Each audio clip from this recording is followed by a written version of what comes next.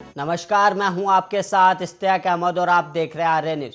जम्मू कश्मीर के अवंतीपोरा में सुरक्षा बलों ने 3 आतंकियों को ढेर कर दिया है। आतंकियों को मार गिराने के बाद सुरक्षा बलों ने इलाके में सर्च ऑपरेशन शुरू कर दिया। जैसे ही सुरक्षा बलों को आतंकियों के छिपे होने की सूचना मिली तो तुरंत इलाके को घेर लिया गया और घेरने के बाद जवानों ने आतंकियों से समर्पण करने की अपील की, लेकिन आतंकी गोलीबारी करने लगे और मौके पर मौजूद सुरक्षा बलों ने तुरंत मोर्चा संभाला और आतंकियों की ओर से जारी गोलीबारी का जवाब देना शुरू कर दिया। एनकाउंटर में मारे गए तीनों आतंकी जैश के कमांडर बताए जा रहे हैं।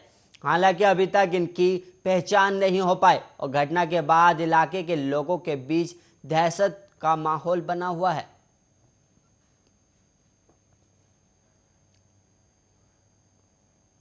अमेरिकी राष्ट्रपति जो बाइडेन ने अफगानिस्तान के मुद्दे पर एक बार फिर राष्ट्र को संबोधित किया और बाइडेन ने कहा कि अफगानिस्तान में इतिहास का अब तक सबसे मुश्किल भरा निकासी अभियान चलाया जा रहा है। और बाइडेन ने 4 दिन में दूसरी बार देश को संबोधित किया है और इसके साथ ही उन्होंने कहा तालिबान को चेताते हुए कहा है कि हम अमेरिकी सैनिकों पर तालिबान का हमला बर्दाश्त नहीं करेंगे और उन्होंने आगे कहा कि अमेरिकी लोगों के निकलने तक सेना वहां रहेगी। बाइडेन ने यह भी कहा कि अफगानिस्तान से लोगों को निकालने का सिलसिला जारी है और अभी 5,000 लोगों को निकाला गया है और अमेरिकियों और अन्य देशों के नागरिक के अलावा अफगानी लोगों को भी यहां से निकाला जा रहा है। काबुल एयरपोर्ट पर अमेरिकी सेना का पूरा नियंत्रण है और उन्होंने कहा कि आज दुनिया के सामने बड़ा संकट खड़ा हो गया। अब तक 18,000 लोगों को निकाला गया और वहीं 14 अगस्त के बाद से 13,000 लोगों को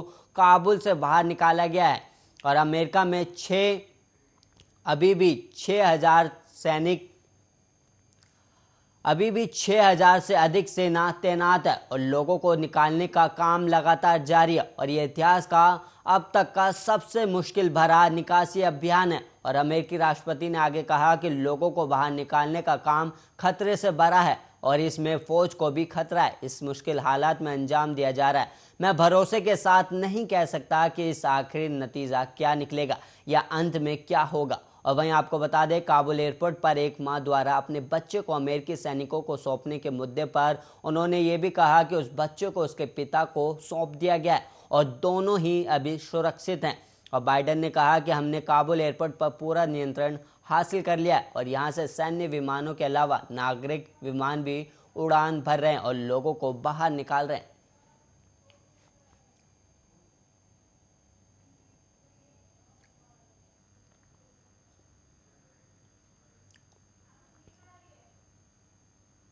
भारत में कोरोना संक्रमण के मामलों में कमी देखी जा रही है और वहीं बीते 24 घंटे में शनिवार सुबह स्वास्थ्य मंत्रालय की ओर से जारी ताज़ा आंकड़े मंत्रालय के अनुसार पिछले 24 घंटे में कोरोना के 34,497 नए मामले सामने आए और इस दौरान 375 लोगों की कोरोना के चलते मौत हो गई और वहीं एक्टिव संख्या भी 3,61,340 है और यह आंकड़ा 191 दिनों में सबसे कम है और 11 दिन बाद मरने वाले लोगों की संख्या में कमी दर्ज हुई है। कोरोना के कारण अभी तक 4.33 लाख से ज़्यादा लोग अपनी जान गंवा चुके हैं और देश की राजधानी दिल्ली में बीते दिन 97 नए केस सामने आए हैं।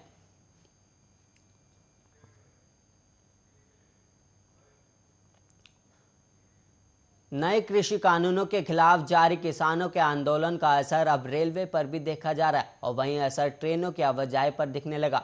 मुरादाबाद और बरेली में रेलवे ने ट्रेनें रद्द कर दी। रेलवे ने मुरादाबाद में 2 और बरेली में 2 ट्रेनों को रद्द किया और ट्रेन रद्द होने के कारण यात्रियों को काफ़ी दिक्कतों का सामना करना पड़ रहा है। यात्रियों को अपने स्थान तक पहुंचने के लिए काफ़ी मशक्कत करनी पड़ी। मुरादाबाद रेलवे स्टेशन के सीएमआई जे.के. ठाकुर ने बताया कि किसान आंदोलन के चलते मुरादाबाद और बरेली में 2-2 ट्रेनें रद्द कर दी गई। उन्होंने बताया कि यात्रियों को टिकट का पैसा रिफंड करने के लिए 5 काउंटर खोले गए हैं और रेलवे स्टेशन पर एक यात्री ने बताया कि हमें ट्रेनों को खाली करने को कहा गया है क्योंकि ट्रेन यहां से आगे नहीं जा सकती और मुझे अपना टिकट कैंसिल करना पड़ा है।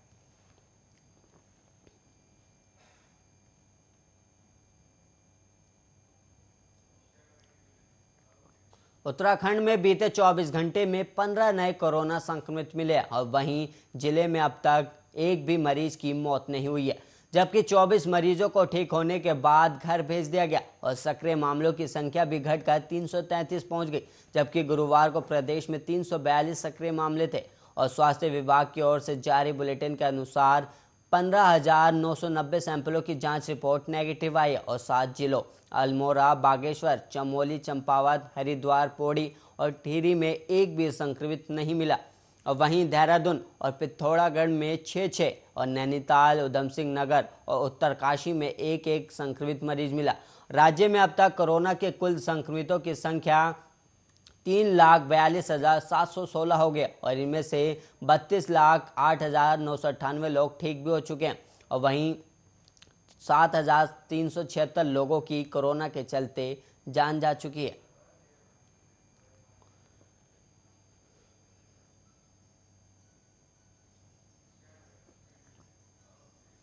यूपी में मिशन शक्ति के तीसरे चरण का आज से आगाज होगा। इसको लेकर लखनऊ में कार्यक्रम का आयोजन किया जाएगा। इस कार्यक्रम में केंद्रीय वित्त मंत्री निर्मला सीतारमण, राज्यपाल आनंदीबेन पटेल और सीएम योगी आदित्यनाथ शामिल होंगे और इस दौरान विभिन्न योजनाओं का उद्घाटन और शिलान्यास किया जाएगा। कार्यक्रम के दौरान निराश्रित महिला पेंशन योजना के तहत सीएम 29.68 लाख महिलाओं के खाते में 491 करोड़ रुपए का हस्तांतरित करेंगे और मुख्यमंत्री कन्या सुमंगल योजना के तहत 1.55 लाख बेटियों के खातों में 30.12 करोड़ रुपए हस्तांतरित किए जाएंगे।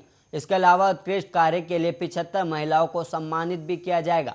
इसमें पुलिस, स्वास्थ्य, सफाई समेत विभिन्न क्षेत्रों से जुड़ी महिलाएं होंगी और सबसे अधिक 11 महिलाएं लखनऊ की होंगी।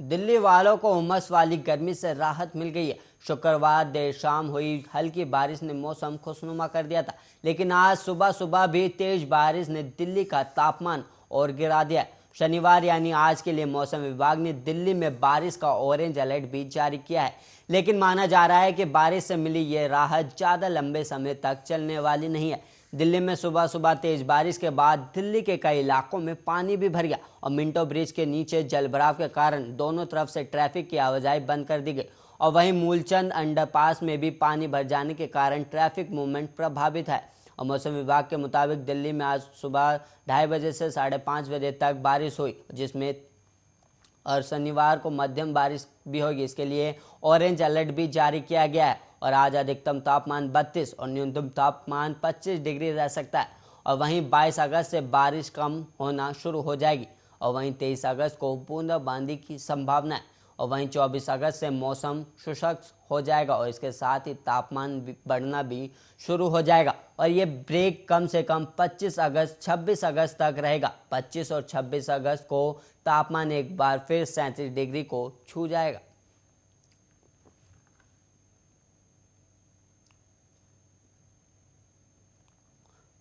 असम सरकार ने गुवाहाटी को कार्बन मुक्त शहर बनाने की मुहिम के तहत डीजल से चलने वाली सिटी बसों को इलेक्ट्रिक या सीएनजी बेस्ड बसों से बदलने का फैसला किया है। राज्य के मुख्यमंत्री हेमंत बिस्वा शर्मा ने शुक्रवार को ये जानकारी दी और साथ ही राज्य सरकार ने कोरोना महामारी के चलते आर्थिक परेशानी का सामना कर रहे बस ड्राइवरों और कंडक्टरों को राहत पैकेज देने का भी ऐलान किया है। असम में बीजेपी सरकार के 100 दिन पूरे होने के अवसर पर आयोजित एक प्रेस कॉन्फ्रेंस में हेमंत बिस्वा शर्मा ने ये बात कही। उन्होंने कहा, हमने फैसला लिया है कि गुवाहाटी सिटी ट्रांसपोर्ट की डीजल बसों को अगले 1 साल में इलेक्ट्रिक बसों से बदल दिया जाएगा।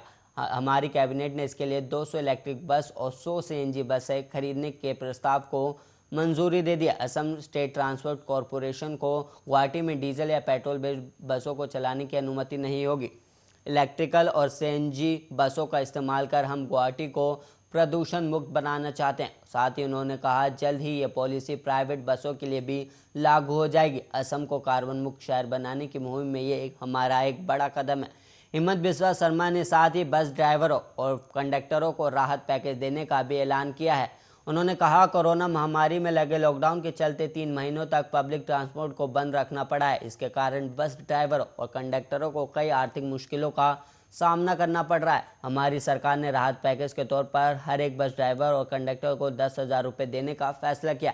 इसके अलावा हमारी सरकार राज्य के नामघर मंदिरों के प्रत्येक पुजारी को भी 15,000 रुपये राहत पैकेज देने का काम किया है।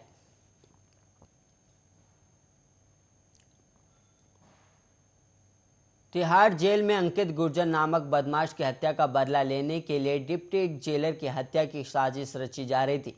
अंकित गुर्जर का साथी डिप्टी जेलर को मारने के लिए AK-47 का बंदोबस्त कर रहा था। इससे पहले आरोपी कोई कदम उठा पाता, दिल्ली पुलिस को इसकी भनक लगी और पुलिस ने उसे गिरफ्तार कर लिया। आरोपी का नाम सतेंद्र उर्फ सट्टे है, जिसके ऊपर 20 से अधिक मामले दर्ज हैं। और वहीं जिसे वह अजय गुर्जर के नाम से पुकार रहा था, अजय से वह AK-47 बंदोबस्त करने के लिए कह रहा था। और वहीं सतेंद्र फोन पर अंकित गुर्जर के जेल के अंदर बेरहमी से मार दिया गया। डिप्टी जेलर इसके लिए जिम्मेदार है, उसकी हत्या AK-47 से ही करेगा। ये फ़ोन कॉल वायरल हो गई और पुलिस तक पहुंच गई, जिसके बाद पुलिस कॉल वाले व्यक्ति की तलाश में जुट गई और उसे गिरफ्तार कर लिया गया। स्पेशल सेल के DCP प्रमोद कुशवाहा ने बताया कि स्पेशल सेल को एक ऑडियो क्लिप मिली थी जिसमें सतेंद्र किसी शख्स से AK-47 का इंतजाम करने के लिए कह रहा था। कॉलर ने यह भी कहा कि वो हाल ही में जेल में भीतर हुई अंकित गुर्जर की हत्या का बदला लेना चाहता है। जेल के भीतर 4 अगस्त को अंकित गुर्जर की मौत हुई थी। इसे लेकर हरिनगर थाने में हत्या का मामला भी दर्ज हुआ है। कॉल करने वाले व्यक्ति की पहचान स्पेशल सेल कर रही थी। लगभग 10 दिनों की मेहनत के बाद पुलिस को मालूम हुआ कि ऑडियो में जो व्यक्ति AK-47 मांग रहा है वो सतेंद्र है और अजय गुर्जर बात कर रहा है। पुलिस ने लगातार इन पर नज़र रखना शुरू किया। इस दौरान पुलिस को सतेंद्र के चिराग दिल्ली पहुंचने की सूचना मिली और वहीं अंतर सिंह की देखरेख में इंस्पेक्टर शिव कुमार की टीम ने सतेंद्र को गिरफ्तार कर लिया। उसके पास से एक सेमी ऑटोमेटिक पिस्तौल और 6 जिंदा कारतूस बरामद किए गए। पुलिस ने आरोपी के खिलाफ केस भी दर्ज कर लिया है।